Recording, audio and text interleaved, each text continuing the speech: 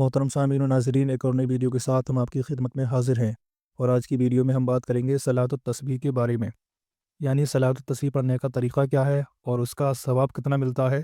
نیز قضا نمازوں کے بارے میں بات کریں گے اور ہر ایک کی نیت بھی اس ویڈیو میں بتائیں گے، اور اس کا جو آسان طریقہ ہے، شارٹ طریقہ ہے قضا نماز پڑھنے کا، وہ بتائیں گے۔ مزید یہ کہ عوام میں جو غلط فہمی ہے اس کا بھی آخر ویڈیو میں ازالہ کریں گے انشاءاللہ تعالی، تو آخر تک بنے رہیں۔ تو چلیے بلا تاخیر کے شروع کرتے ہیں۔ سب سے پہلے صلاۃ التسبیح کے بارے میں بات کر لیتے ہیں۔ تو دیکھیے، اس نماز میں بے انتہا ثواب ہے۔ بعض محققین فرماتے ہیں اس کی بزرگی سن کر ترک نہ کرے گا، یعنی نہیں چھوڑے گا اس نماز کو مگر دین میں سستی کرنے والا۔ نبی کریم صلی اللہ تعالی علیہ وسلم نے حضرت عباس رضی اللہ تعالی عنہ سے فرمایا، اے چچا، کیا میں تم کو عطا نہ کروں؟ کیا میں تم کو بخشش نہ کروں؟ کیا میں تم کو نہ دوں؟ تمہارے ساتھ احسان نہ کروں؟ 10 خصلتیں ہیں کہ جب تم کرو تو اللہ تعالیٰ تمہارے گناہ بخش دے گا، اگلا پچھلا پرانا نیا، جو بھول کر کیا اور جو قصدن کیا، چھوٹا اور بڑا، پوشیدہ اور ظاہر۔ اس کے بعد صلاۃ التسبیح کی ترکیب تعلیم فرمائی، پھر فرمایا کہ اگر تم سے ہو سکے کہ ہر روز ایک بار پڑھو تو کرو، اور اگر روز نہ کرو تو ہر جمعے میں ایک بار، اور یہ بھی نہ کرو تو ہر مہینے میں ایک بار، اور یہ بھی نہ کرو تو سال میں ایک بار، اور یہ بھی نہ کرو تو عمر میں ایک بار، یعنی عمر میں ایک مرتبہ ضرور صلاۃ التسبیح کو پڑھنا چاہیے۔ اور اس کے پڑھنے کی ترکیب ہمارے طور پر وہ ہے جو سنن ترمذی شریف میں بروایت عبداللہ ابن مبارک رضی اللہ تعالیٰ عنہ مذکور ہے۔ فرماتے ہیں، اللہ اکبر کہہ کر، یعنی نیت باندھ کر، سبحانک اللہم و بحمدک و تبارک اسمک و تعالی جدک و لا الہ غیرک، یہ ثنا پڑھے۔ پھر ثنا پڑھنے کے بعد سبحان اللہ والحمد للہ ولا الہ الا اللہ واللہ اکبر 15 بار پڑھے۔ اس کے بعد اعوذ اور بسم اللہ اور الحمد اور سورت پڑھ کر 10 بار یہی تسبیح پڑھے۔ اس کے بعد رکوع کرے اور رکوع میں مذکورہ تسبیح کو 10 مرتبہ پڑھے، رکوع کی تسبیح پڑھنے کے بعد۔ اس کے بعد رکوع سے سر اٹھائے اور بعد تسمیع و تحمید 10 بار یہی مذکورہ دعا پڑھے۔ پھر سجدے کو جائے اور اس میں 10 بار کہے، یعنی سجدے کی تسبیح پڑھنے کے بعد 10 مرتبہ یہی مذکورہ دعا پڑھے۔ پھر سجدے سے سر اٹھا کر 10 بار کہے، یعنی یہی مذکورہ دعا پڑھے۔ پھر سجدے کو جائے اور اس میں 10 مرتبہ پڑھے، یعنی سجدے کی تسبیح پڑھنے کے بعد میں۔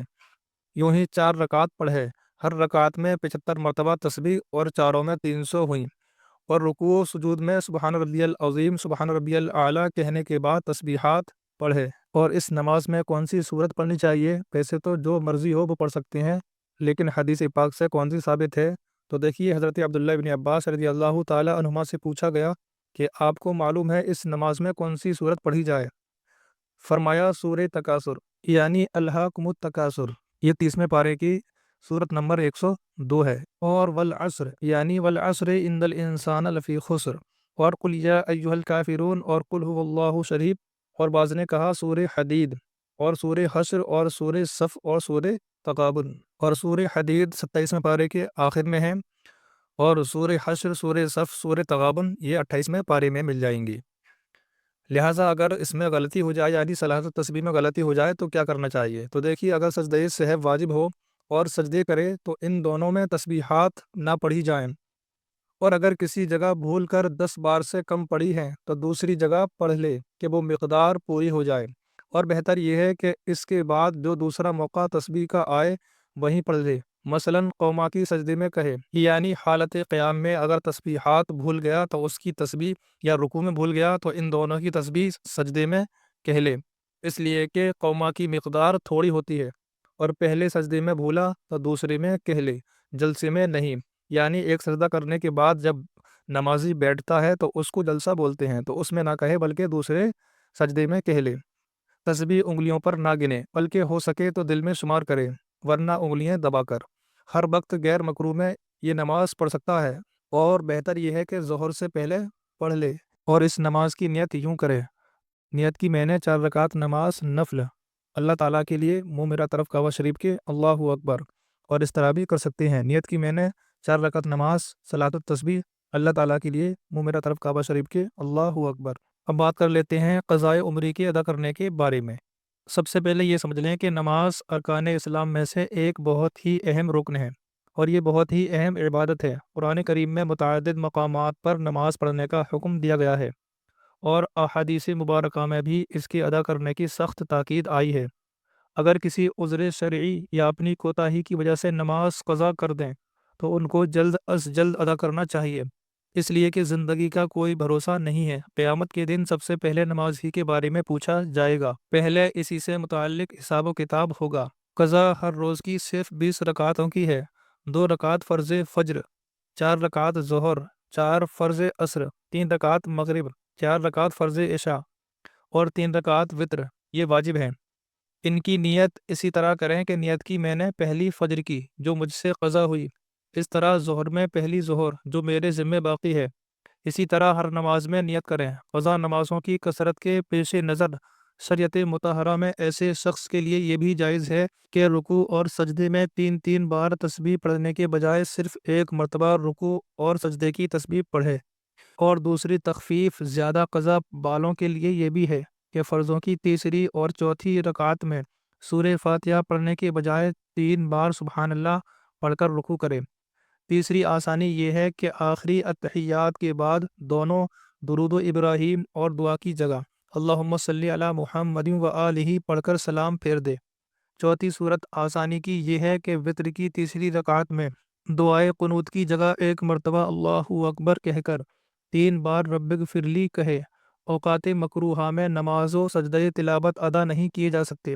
مکروہ اوقات 3 ہیں: طلوع آفتاب، نصف النہار یعنی زوال کا وقت، اور غروب آفتاب یعنی سورج نکلنے کے بعد 20 منٹ تک کوئی بھی نماز پڑھنا جائز نہیں۔ اسی طریقے سے سورج غروب ہونے میں یعنی ڈوبنے میں 20 منٹ باقی ہوں تو اس 20 منٹ میں کسی طرح کی نماز پڑھنا جائز نہیں ہے۔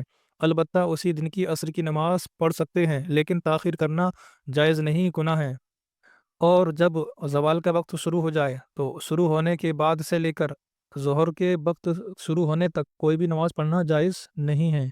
ابھی یہاں سے بات کر لیتے ہیں غلط فہمی کے بارے میں۔ تو دیکھیے، عوام میں ایک بات بہت مشہور ہے کہ کسی خاص دن 2 رکعت نماز یا 4 رکعت نماز پڑھ لیتے ہیں اور اس کو قضاء عمری کا نام دیتے ہیں، اور پڑھنے کے بعد کہتے ہیں کہ اگر کسی نے یہ نماز پڑھ لی تو اس کی زندگی بھر کی ساری قضا نمازیں معاف ہو جاتی ہیں۔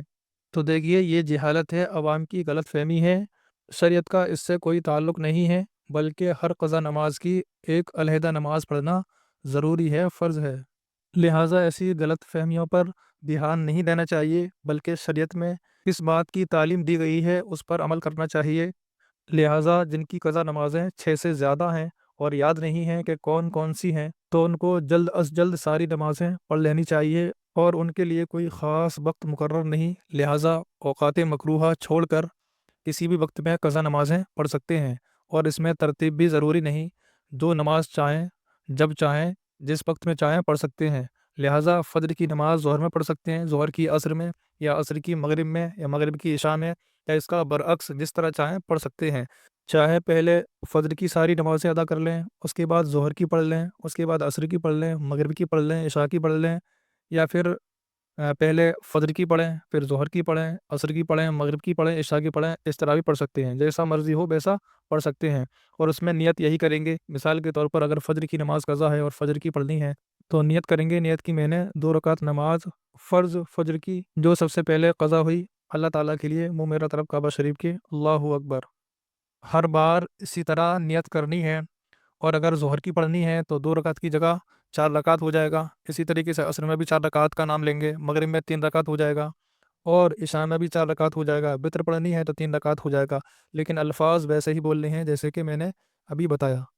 مثلاً ظہر کی پڑھنی ہے تو ظہر کے لیے نیت کریں گے، نیت کی میں نے 4 رکعت نماز فرض ظہر کی جو سب سے پہلے قضا ہوئی، واسطے اللہ تعالیٰ کے، منہ میرا طرف کعبہ شریف کے، اللہ اکبر۔ اسی طریقے سے ہر نماز کی نیت کرنی ہے۔ لہٰذا اگر ظہر کی نماز پھر دوبارہ سے پڑھیں گے، یعنی پہلے 4 رکعت پڑھ لیں اور 4 کے بعد پھر پڑھتے ہیں، پھر بھی یہی نیت کریں گے، یعنی اسی طریقے سے نیت بالکل نہیں بدلنی ہے۔